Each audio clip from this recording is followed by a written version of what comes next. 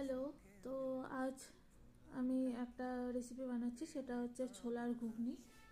তো এখানে দেখছেন আপনারা যে প্রথমেই আমি একটু তেল নিয়ে নিয়েছি, 5 থেকে 6 টেবিল স্পুন। দেন এখানে আমি কুচি করে কেটে রাখা পেঁয়াজ অ্যাড করে দিয়েছি, 2 থেকে 3টা।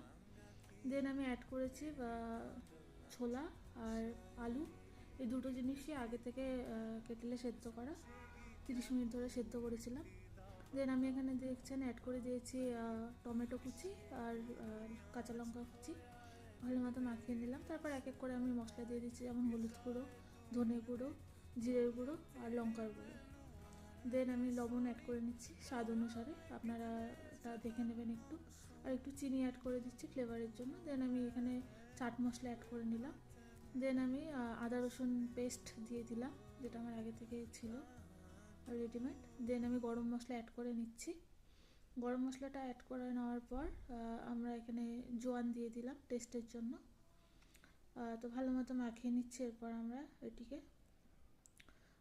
দেন এটাকে ভালো মতো মাখানোর পর এখানে আমরা জল অ্যাড করে দেব।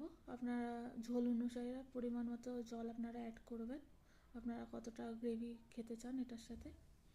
তো তারপর ভালো মতো মিশিয়ে নিয়ে সেটিকে আমরা ঢাকা দিয়ে রেখে দেবো 20 থেকে 25 মিনিট।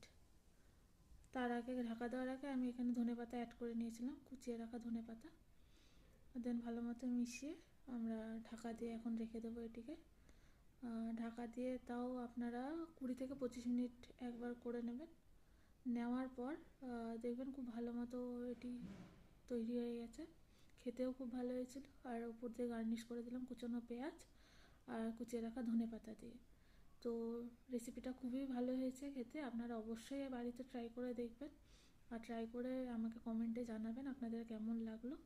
এখন আমি প্লেটে সার্ভ করে নিয়েছি। Thank you.